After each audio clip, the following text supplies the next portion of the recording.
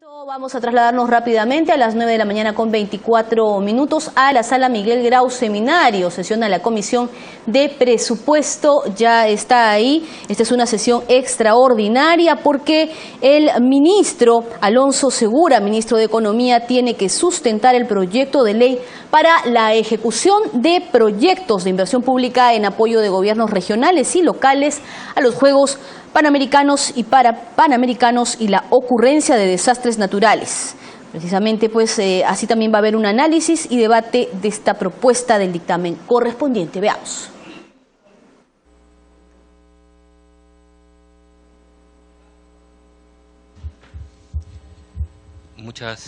Buenos días, señor presidente, señores congresistas, muy buenos días. Gracias por la invitación y por tener una reacción tan rápida ante el proyecto remitido por el Ejecutivo.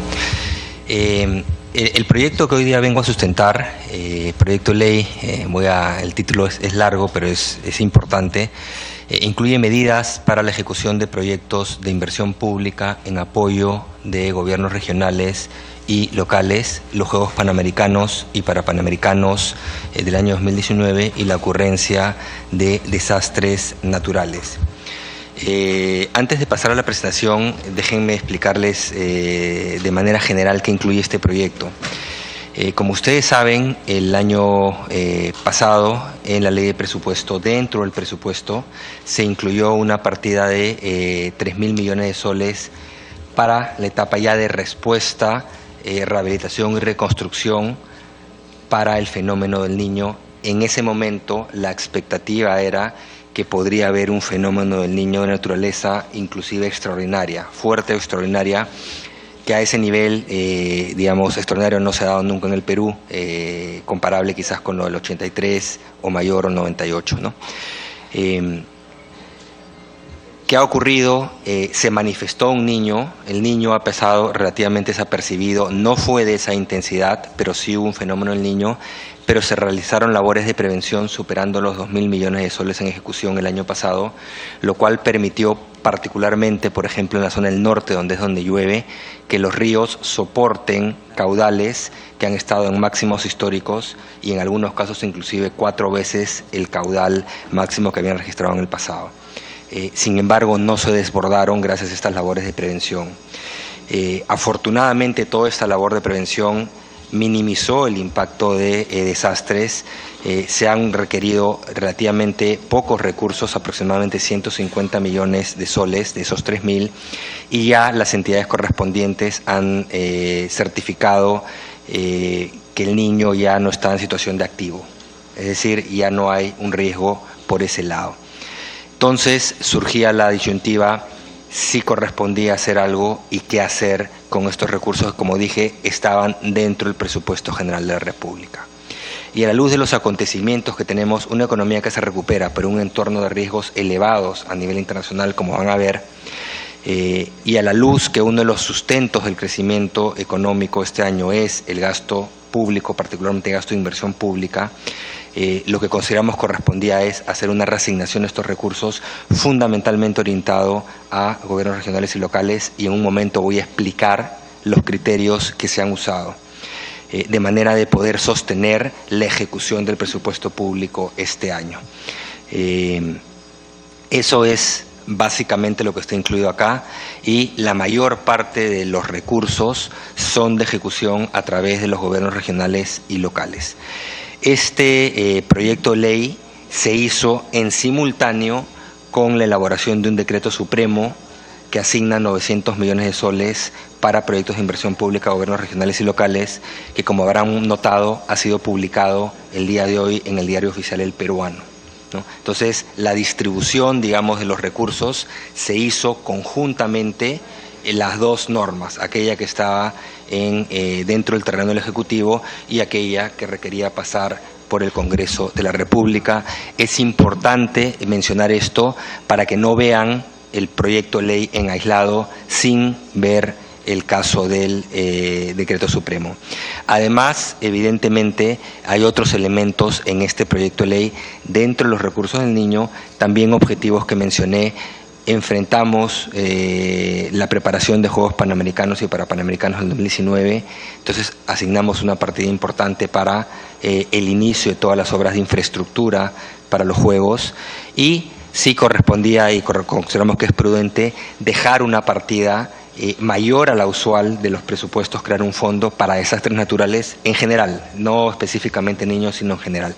Y incluye también algunas reasignaciones de partidas del presupuesto público que no tenían visos de ejecución este año y que, por tanto, se redistribuyen nuevamente, en su gran mayoría van hacia ejecución de gobiernos subnacionales. Todas las estadísticas, las voy a mencionar, están en la presentación. Ese es el sentido del proyecto. Es un proyecto que tiene carácter de urgencia, porque como ustedes saben, si es que no se hace una reasignación ya a estas alturas del año, básicamente ya los fondos no se pueden ejecutar y básicamente quedarían, en este caso, la mayoría en la reserva o en los pliegos sin ejecución.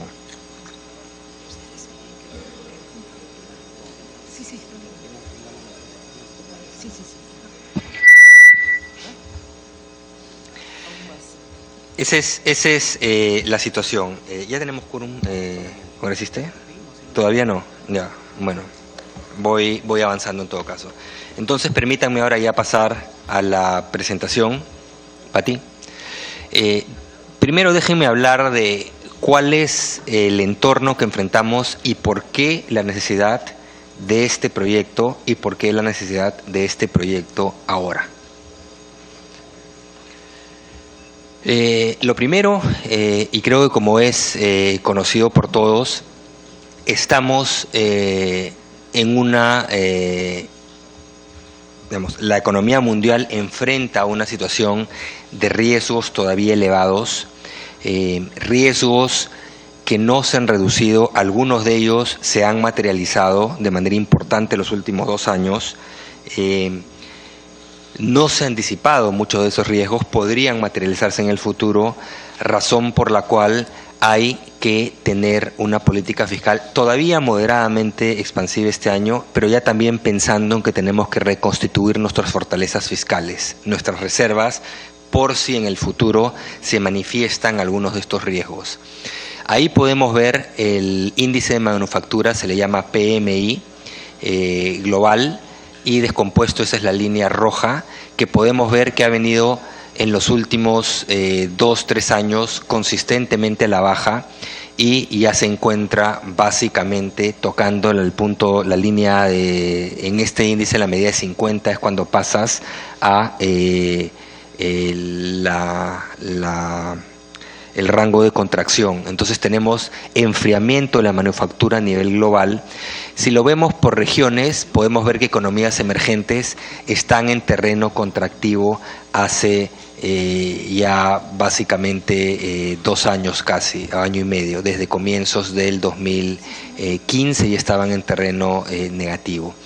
Las economías desarrolladas, la manufactura, economías desarrolladas, que es menos dependiente de materias primas, está todavía en terreno positivo, pero se puede ver una clara tendencia hacia abajo.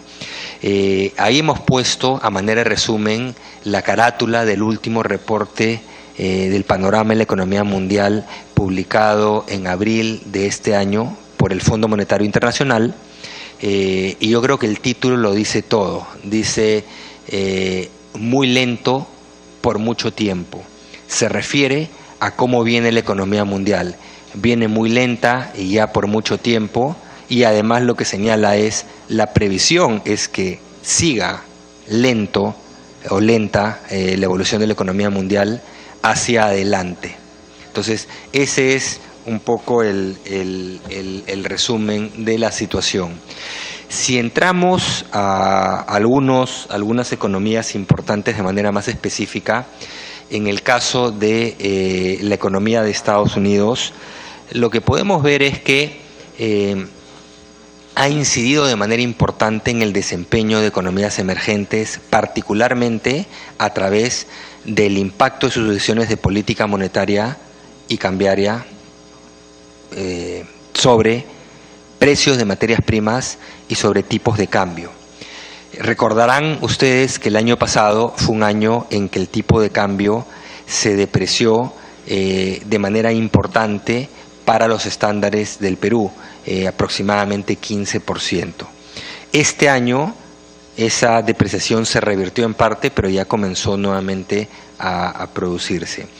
¿Cuál fue el elemento que impulsó este comportamiento? Fue la anticipación del ciclo de subida de tasas en Estados Unidos, de la Reserva Federal, o sea, su Banco Central. Y de hecho, en diciembre del año pasado, subió por primera vez la tasa de interés en 25 puntos base, en 0.25%. Sin embargo, luego de hacer eso, y cuando estábamos en un entorno de presión depreciatoria en monedas de economías emergentes, Perú, una de ellas, pero Chile, Colombia, México, todas las economías, emergentes. La postura de la Reserva Federal cambia y dice, si bien subí, las situaciones internacionales se ven más vulnerables, la recuperación del mercado laboral de Estados Unidos dice, no es tan sólido como parecía, y de alguna manera lo que señala es voy a reconsiderar. Y ahí lo que ocurrió fue que se revierte esta presión depreciatoria en economías emergentes, uno, pero dos, por primera vez en mucho tiempo, los precios de las materias primas se estabilizan, porque cuando se fortalece el dólar, congresista, buenos días, ¿cómo está? Cuando se fortalece el dólar, los precios de las materias primas comienzan a caer.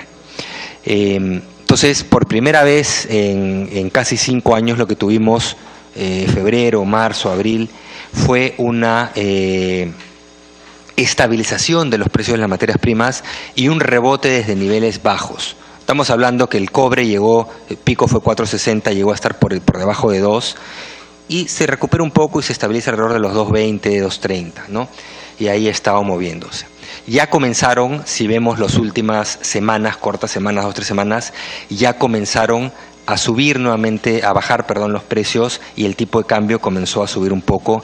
¿Por qué? Fíjense el gráfico de la derecha, porque la Reserva Federal ha comenzado a dar señales nuevamente de que ya ven, si bien no ven actividad económica dinámica, ven que el mercado laboral en Estados Unidos enfrenta mejores condiciones, entonces comienzan a dar señales de que ya en algún momento de este año podrían subir tasa. Esa gráfica lo que muestra es la probabilidad, la curva azul, de que en la reunión del próximo mes de junio la Reserva Federal suba tasa. Y si ven, hace 2 semanas, 3 semanas estaba casi en 0 esa probabilidad, y en cuestión de un par de semanas ha subido casi a 40. La probabilidad de que suba para septiembre ya está casi en 70, y la probabilidad de que suba en diciembre está casi en 80. Es decir, lo que están descontando los analistas internacionales, los mercados hoy día, es que se darían 2 subidas de tasa de interés en Estados Unidos más este año, ¿ok?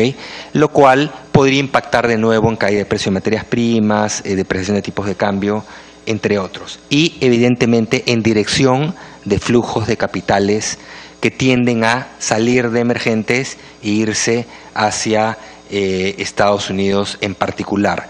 Entonces, este es un riesgo. Esperamos, ojalá, pero es solamente deseo, que en esta segunda ronda de subida de tasas, digamos, los inversionistas internacionales y los mercados, los precios de materias primas, de cambios, reaccionen, ojalá, de manera un poco más moderada de lo que ocurrió el año pasado. Pero no hay ninguna garantía que esto sea así. Entonces, ese es otro riesgo que se enfrenta. Siguiente. Sí, congresista. Gracias. Por intervenir en la mesa, congresista Fernando. Gracias, presidente. Señor ministro, el tema de cómo nos afectaría a nosotros con la moneda local, ¿no? ¿Vamos a tener alzas, mayores alzas a la local, o cómo cree que va? Gracias. Sí, muchas gracias por la pregunta. Es una pregunta que está más en el campo del presidente del Banco Central y del Banco Central como institución,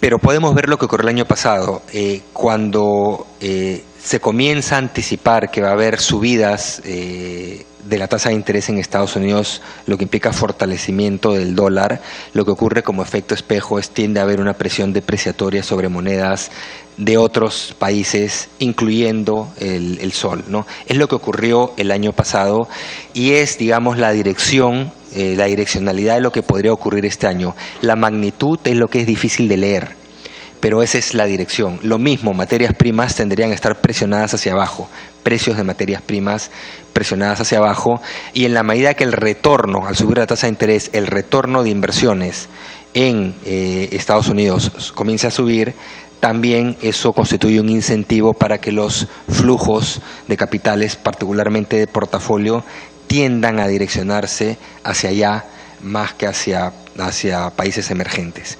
Perú tiene sólidos fundamentos, pero igual es una variable que, a igualdad de condiciones de otras variables, tiende a implicar direccionamientos hacia el otro lado, ¿no? Entonces esa es básicamente la situación. Seguimos, Pati. Y en la región un entorno internacional complicado. Voy a comenzar por el gráfico de la derecha. Ahí tenemos, cada barra es la tasa de crecimiento del PBI de América Latina y el Caribe, que lo hemos puesto desde el año 80.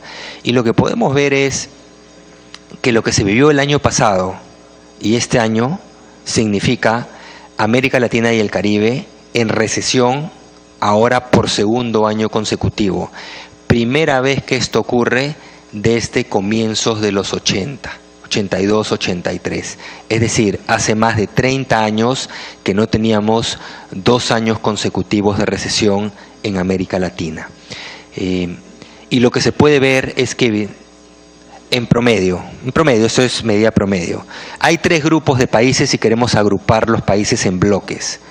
Tenemos un primer gran bloque con un número importante de países, mayormente pequeños, de América Central y el Caribe, que no son productores y exportadores de materias primas y que más bien están fuertemente vinculados a Estados Unidos por temas de servicio, de turismo, por ejemplo, o de maquila.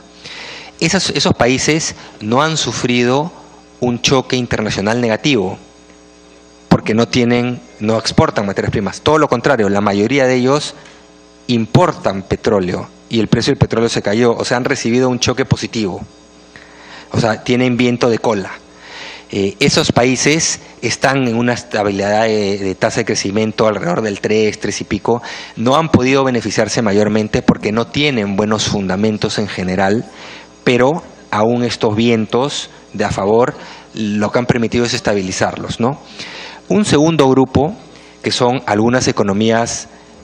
Hay 2 bloques de economías grandes en la región dependientes de materias primas. Un bloque que tiene, digamos, políticas económicas, modelos económicos que son menos abiertos a la inversión, menos integrados al mundo y que lo que están es pasando situaciones de crisis muy profunda y están en severas recesiones. Además, evidentemente, exacerbado por la caída de los precios de sus principales exportaciones. Varios de ellos producen petróleo, ¿no? Esos están en recesiones muy fuertes.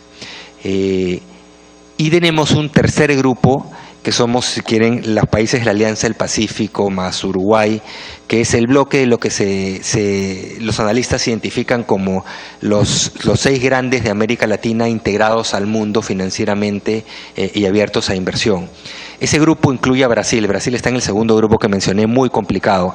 Los otros 5 están, pese a que han sufrido un golpe, porque son en mayor o menor medida productores y exportadores de materias primas, Perú el que más, son también los países de mejor calificación crediticia, de mejor desempeño económico a lo largo del tiempo, en los últimos 10, 15 años.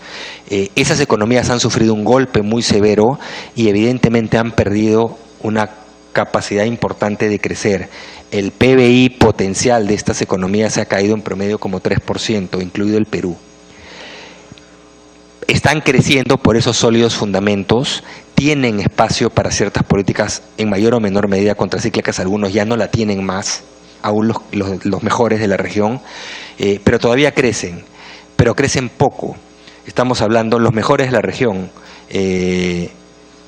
México, Colombia, si crecen 2,5 este año, se dan con una piedra en el pecho. Chile, Uruguay, estamos hablando de 1,5. Perú se diferencia, este año podríamos estar cerca del 4% de crecimiento, que es más o menos nuestra tasa, nuestra capacidad de crecer sostenidamente en este momento. ¿Okay? Y eso lo voy a mencionar en un momento. Entonces, estamos mejor, bastante mejor, pero en un vecindario muy complicado y con riesgos, que es lo que voy a mencionar ahora. Entonces, y si vemos al gráfico a la izquierda, podemos ver en el caso de Perú, el índice de precios de exportaciones de Perú, la canasta completa de exportaciones de Perú, en otros episodios de crisis internacional, de caída de precios de nuestras materias primas, cómo se compara esta situación con lo que ocurrió en otras situaciones.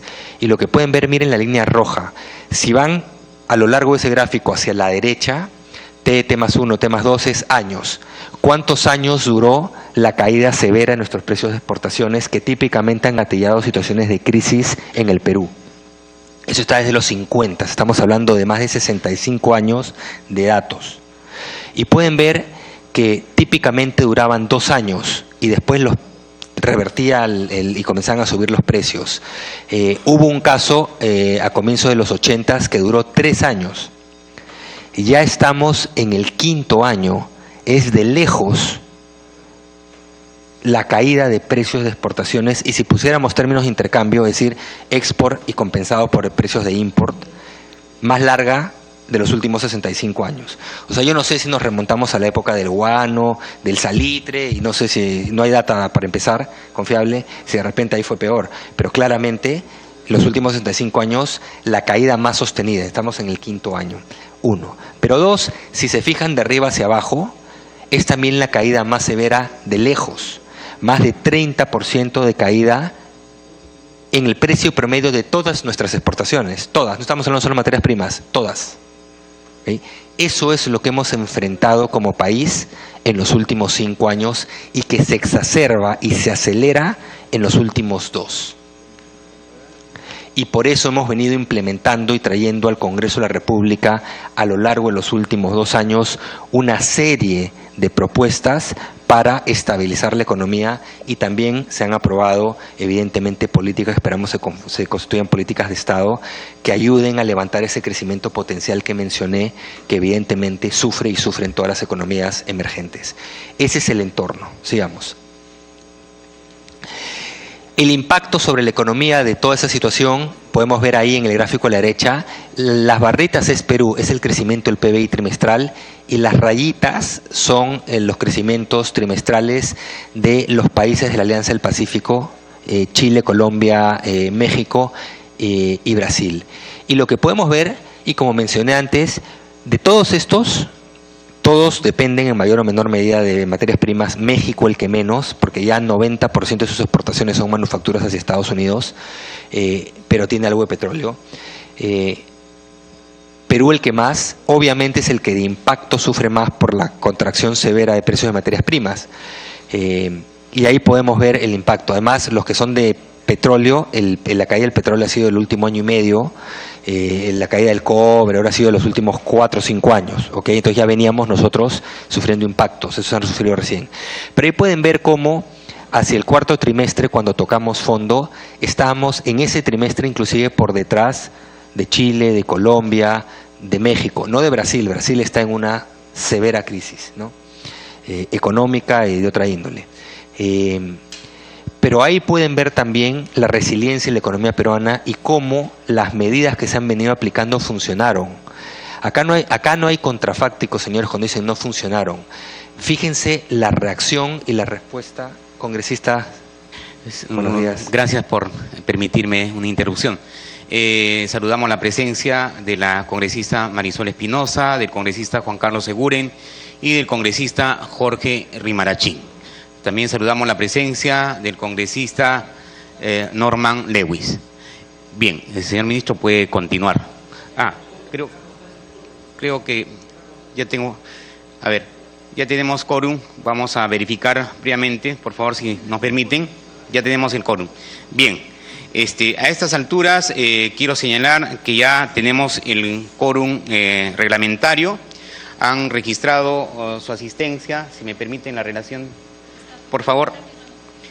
Han registrado su asistencia el congresista Rimarachín, el congresista Manuel Merino, el congresista Tito Valle, el congresista Rubén Condori, el congresista Santiago Gastañaduy, el congresista Elías Rodríguez, el congresista Martín Rivas, el congresista Casio Guaire, el congresista Fernando Andrade, el congresista Modesto Julca, el congresista Juan Carlos Seguren, la congresista Marisol Espinosa, el congresista Norman Levis. Contando con el quórum reglamentario, contando con el quórum reglamentario, toda vez que han registrado su firma y en estos momentos algunos congresistas han salido para registrar su asistencia al Pleno, vamos a formalizar la 9ª sesión extraordinaria convocada para el día de hoy, 26 de mayo del 2016, en la que se va a debatir el proyecto de ley número 5327/2015-P, ley para la ejecución de proyectos de inversión pública en apoyo de gobiernos regionales y locales, los Juegos Panamericanos y Parapanamericanos y la ocurrencia de desastres naturales.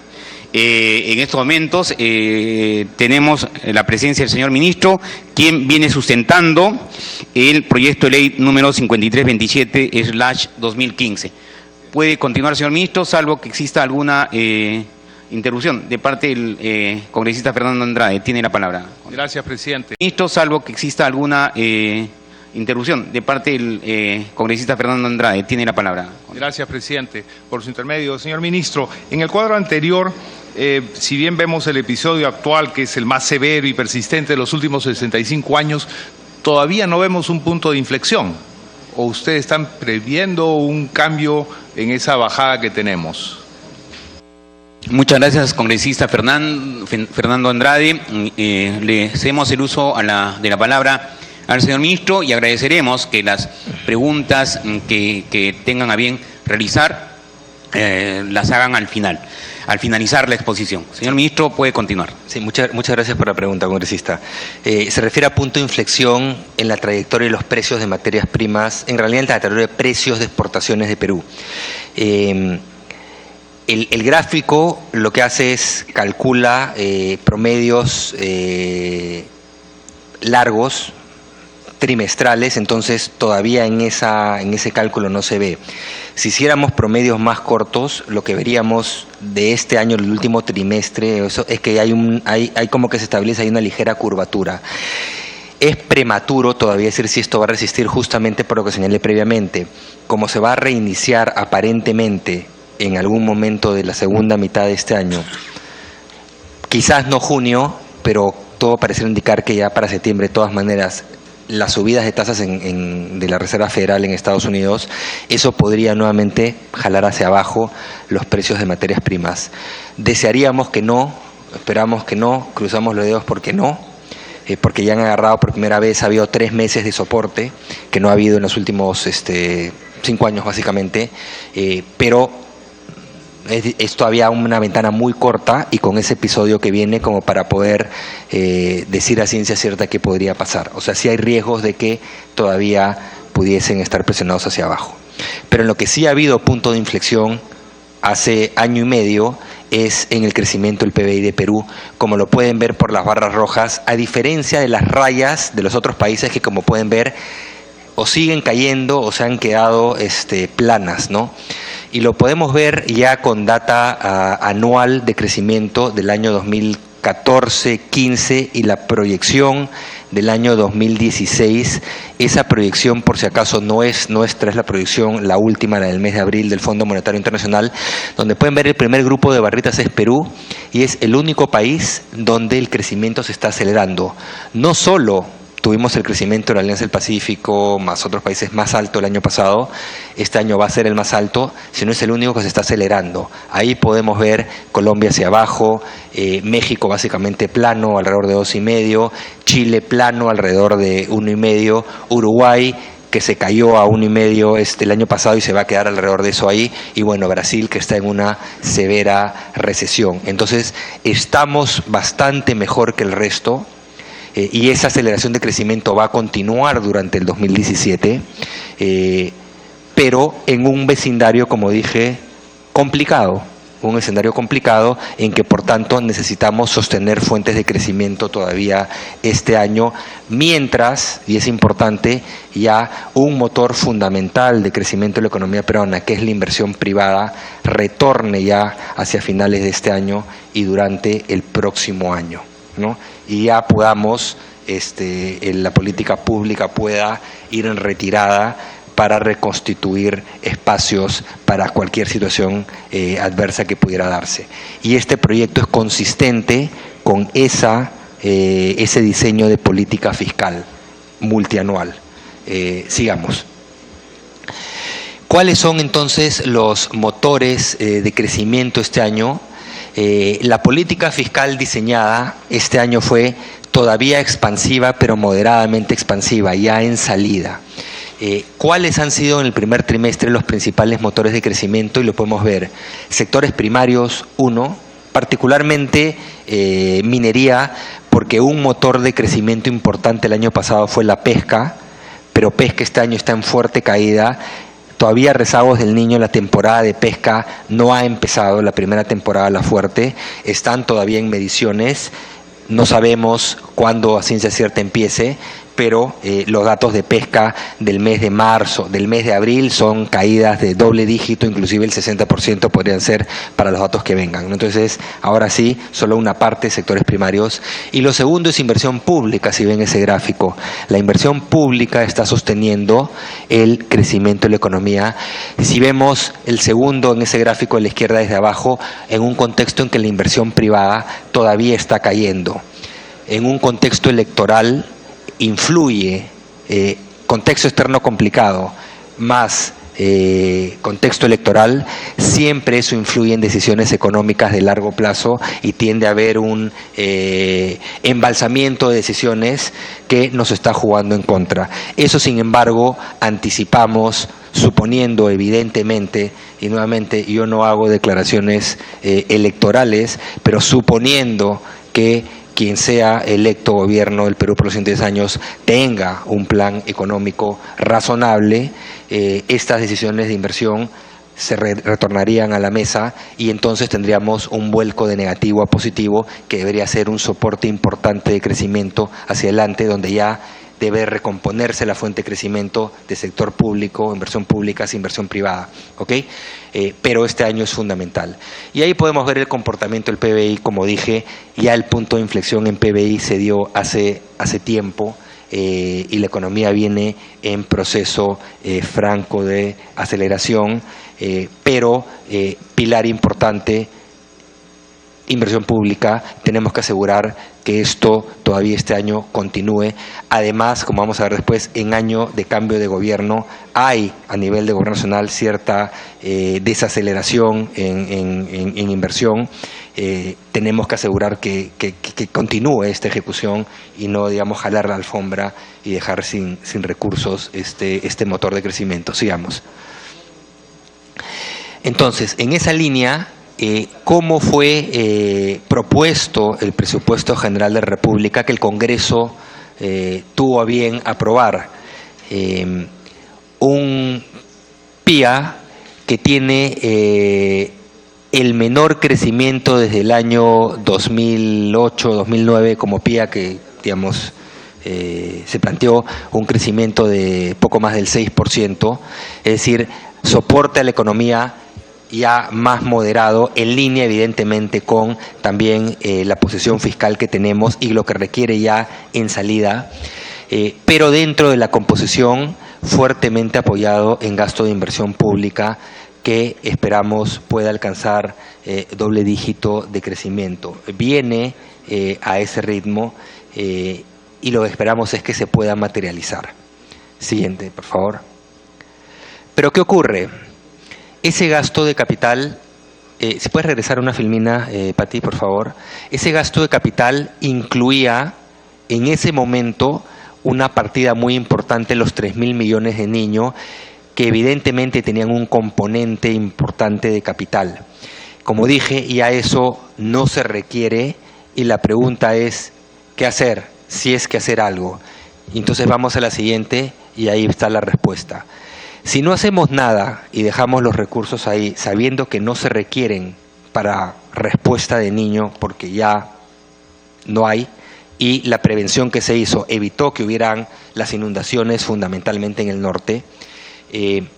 Lo que estaríamos enfrentando es un PIA que crece básicamente a la mitad de lo que teníamos planeado, pero un gasto de capital que crecería, a la cuarta parte de lo que tenemos mapeado. O sea, suponiendo ejecución plena, ojo, suponiendo que se ejecuta todo, la ejecución ha venido subiendo año a año y está por encima del 80% de gasto de capital, pero ojo, sabemos que no va a ser al 100%, y menos año electoral, como vamos a ver.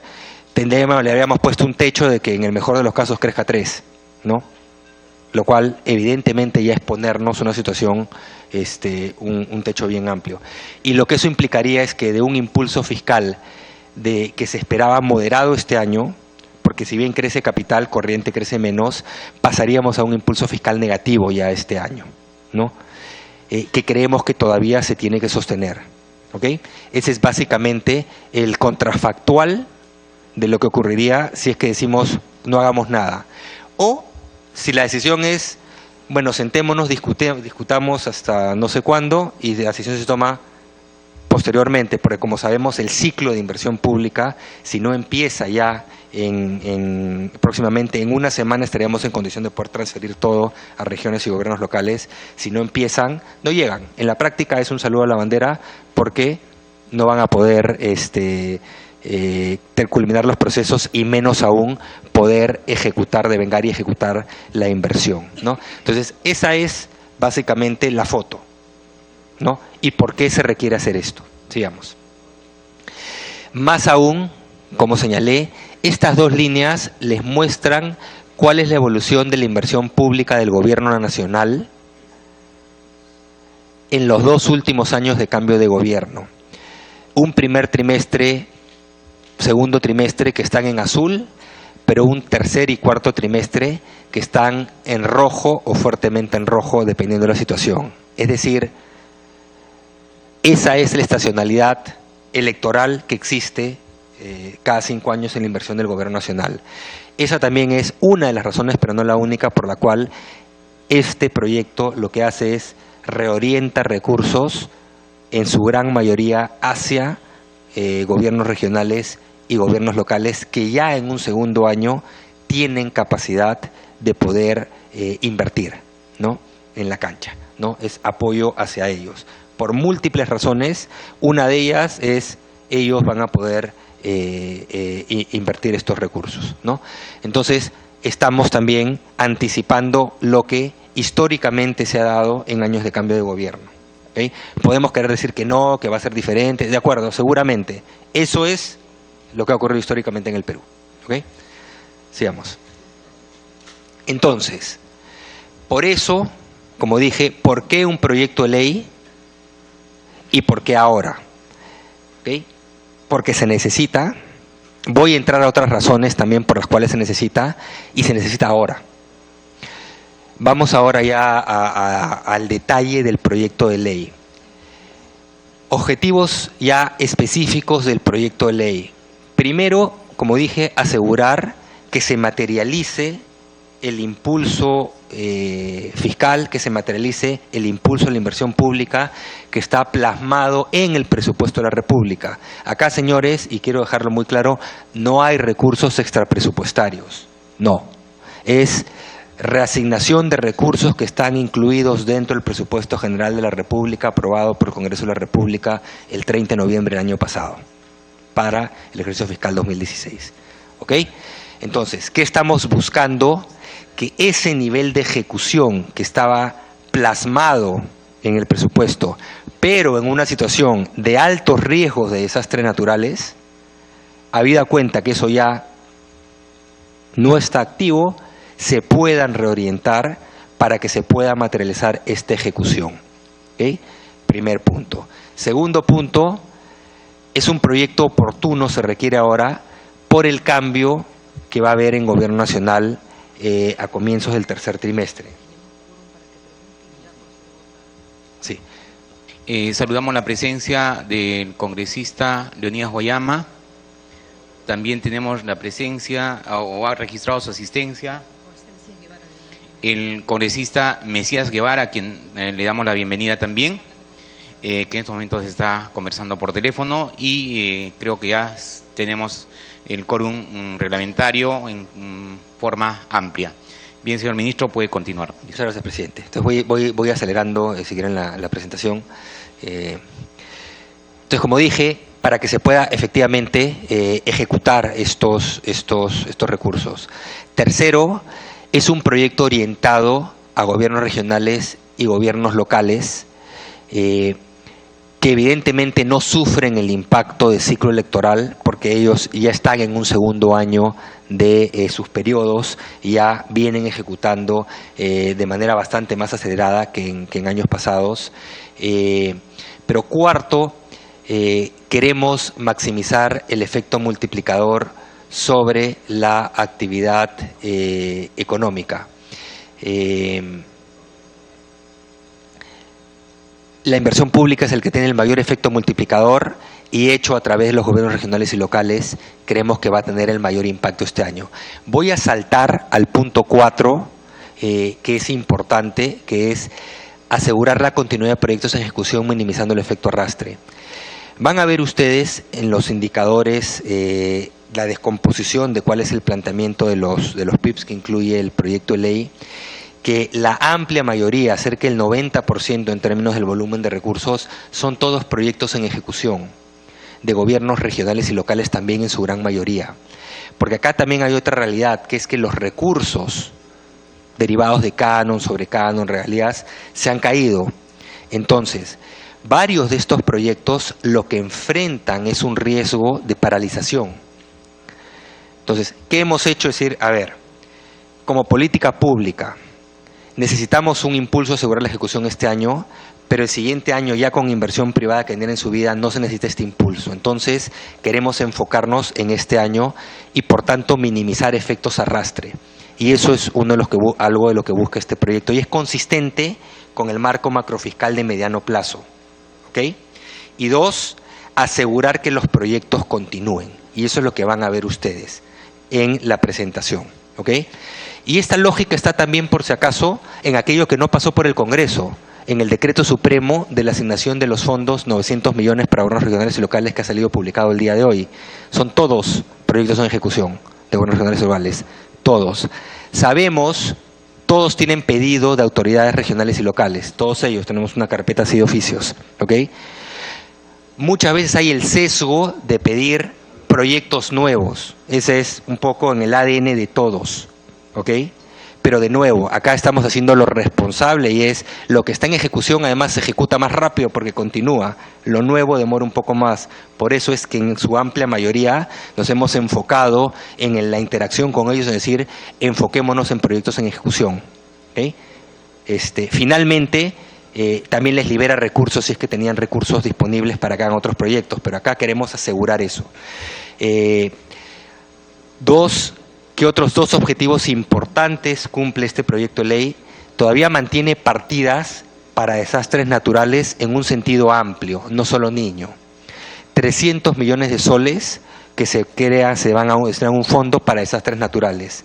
En un año promedio en Perú se usan más o menos 50 millones para desastres naturales para respuesta.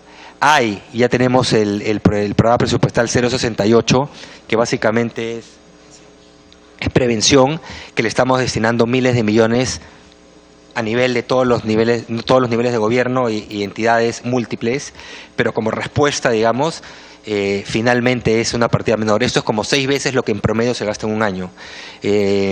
Todavía tenemos, si es que los impactos de sequía, es decir, hemos dejado un monto suficiente como que creemos que podría enfrentar siguiente año o cualquier desastre para que esté financiado. Y el resto, el tercer objetivo es prefinanciar gasto de infraestructura de los Juegos Panamericanos y Parapanamericanos del año 2019. Son 600 millones que estamos asignando. Una parte se puede gastar este año, pero fundamentalmente estamos en etapa de elaboración. Estamos, digo, en sentido amplio, no es el Ministerio de Economía, hay un equipo que se dedica a eso, adscrito al Ministerio de Educación y con participación del representante de la Municipalidad de Lima, pero que ya están en la etapa de viabilidades, elaboración de expedientes, para ya empezar construcción de los complejos deportivos que se requieren para los Panamericanos, y el siguiente año sería un año ya de ejecución plena, entonces estamos asignando los recursos también. Sí, muchas gracias. Muchas gracias, ministro. Permítame otra interrupción. Saludamos la presencia de los congresistas Malqui, Ángel Neira, congresista Reategui y del congresista Daniel Abugataz. Puede continuar, señor ministro. Congresistas, buenos días. Estaba explicando acá cuáles son ya expliqué la racionalidad del proyecto, la necesidad y la urgencia del proyecto de ley, y acá estaba justo entrando a la etapa de explicar cuál es la racionalidad y los objetivos de manera más específica que persigue el proyecto de ley. Sigamos.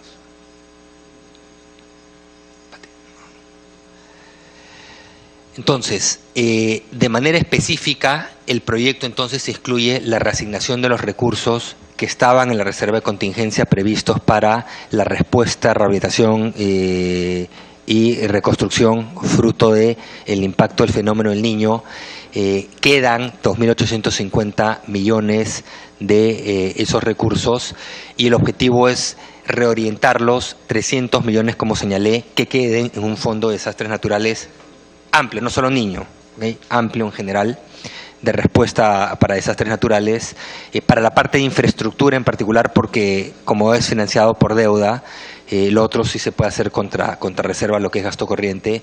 Dos, un fondo para los Juegos Panamericanos y para Panamericanos de 600 millones de soles. Eso debería cubrir largamente las necesidades de acá al 2017. No es todo lo que se va a necesitar, esto es el fondo inicial para iniciar, es lo que estimamos se requeriría hasta el 2017 de capital. Y finalmente la reasignación de los otros 1.950 millones hacia proyectos de inversión pública, particularmente o la mayor parte a nivel de gobierno subnacionales, regionales y locales, buscando que se ejecuten mayormente el 2016. Hay algunos que tienen algo de efecto arrastre al 2017, y para eso se crea un fondo para que esté preasignado, que puedan continuar. La misma lógica, asegurar esa continuidad, ¿no? Incluye además la reasignación de otras partidas, o sea, no es solo la reasignación de fondos de niño, hay partidas identificadas en el presupuesto de la República que ya no se iban, de inversión pública, que ya no se iban a ejecutar este año, y lo que estamos haciendo es reasignándolo a otras partidas de inversión pública que sí pudieran reasignarse, ejecutarse este año. Y adicionalmente, y es importante, como señalé previamente, pero para los congresistas que recién llegaron, este proyecto de ley conversa con el decreto supremo publicado el día de hoy, que asigna 900 millones de soles para gobiernos regionales y locales, que fue creado por la ley de presupuesto y que por decreto supremo tenía que asignarse. Es decir, la distribución se ha hecho de manera conjunta, no debería mirarse uno sin ver el otro. Ese decreto supremo salió hoy y se aplican los mismos criterios, como vamos a ver a continuación. Entonces, ¿cuáles fueron los criterios de selección? Como dije, privilegiar proyectos de inversión pública en ejecución que presenten un avance financiero mayor al 50% del monto de inversión total. Es decir, ¿cuál es la lógica? Estos que ya se busca que puedan terminar, o dos, si tienen un avance menor al 50%, que se prevea que puedan culminarse el 2016 y no generen arrastre al 2017. Este criterio lo que hace es reorienta y básicamente privilegia proyectos que son más pequeños. Van a ver que hay muchos proyectos que son pequeños, ¿ok? Estos criterios, por si acaso, son los mismos que hemos usado para el decreto supremo. El decreto supremo, todos los proyectos de ese decreto supremo, que era ya potestad del Ejecutivo, son en ejecución y son proyectos que se prevea se ejecuten en el año 2016, ¿ok? Para que no generen efecto arrastre, para que no generen compromisos hacia el 2017, que es lo responsable. Estamos tratando de cerrar proyectos apoyando lo que ya está en fase de ejecución. Y finalmente, y eso sale de la reasignación de las partidas del presupuesto, no de los fondos del niño, también reasignación a otros proyectos de gobiernos regionales y locales. En resumen, en su gran mayoría, y como vamos a ver luego las estadísticas, son en su gran mayoría proyectos que están ya en ejecución. Y en el Decreto Supremo, todos, básicamente.